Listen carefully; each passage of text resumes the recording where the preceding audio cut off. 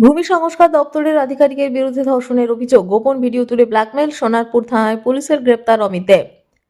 ভূমি সংস্কার দপ্তরের এক আধিকারিকের বিরুদ্ধে ধর্ষণের অভিযোগে চাঞ্চল্য ছড়ালো সোনারপুরে। এক তরুণীর অভিযোগের ভিত্তিতে অভিযুক্ত আধিকারিক অমিত থেকে গ্রেপ্তার করেছে সোনারপুর থানার পুলিশ। ধৃতকে বর্তমানে জিজ্ঞাসাবাদ করা হচ্ছে।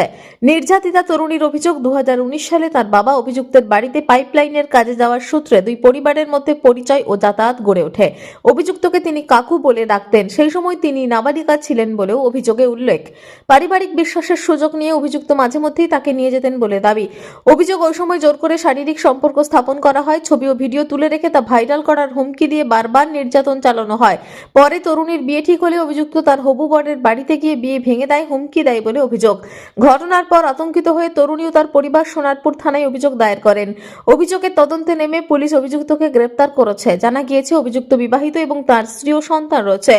ঘটনার তদন্ত চালাচ্ছে পুলিশ।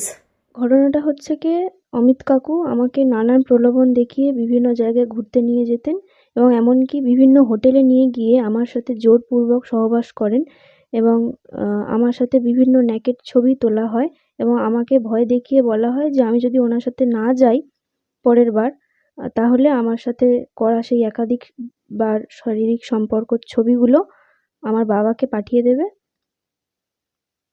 এবং সেই কারণগুলো দেখিয়ে আমি ভয় পেয়ে বাধ্য হয়ে ওনার কথা মতো যেখানে তিনি যেতে বলতেন আমি সেখানে চলে যেতাম।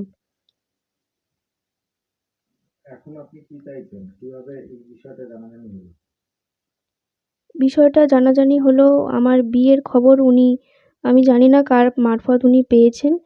পেয়ে আমাকে আম যে আমি ছবিগুলো আমাকে পাঠাতে বাধ্য করা হতো আমার নেকেড ছবিগুলো, সেগুলোই আমাকে ফের দেয়া হয় অন্য নাম্বার থেকে। দিয়ে বলা হয় যে আরও এরকম অনেক 100 স্টিল ভিডিওস অ্যান্ড ফটোস রয়েছে এবং এইগুলো আমার বাবাকে পাঠিয়ে দেওয়া হবে আর কি। পাঠিয়ে দিয়ে এবং পুরো সম্পর্কটা আমি শেষ করব এবং সাথে তোমার উডবিকেই সেন্ড করে দেব। এবং তারপর উনি আমার উডবির বাড়িতে যান এবং আমার হবু শ্বশুর শাশুড়ির কাছে গিয়ে সমস্ত ঘটনা ব্যক্ত করেন এবং তারপর ওনারা বিয়ে ভেঙে দেন। কি চাইছেন এখন আপনি?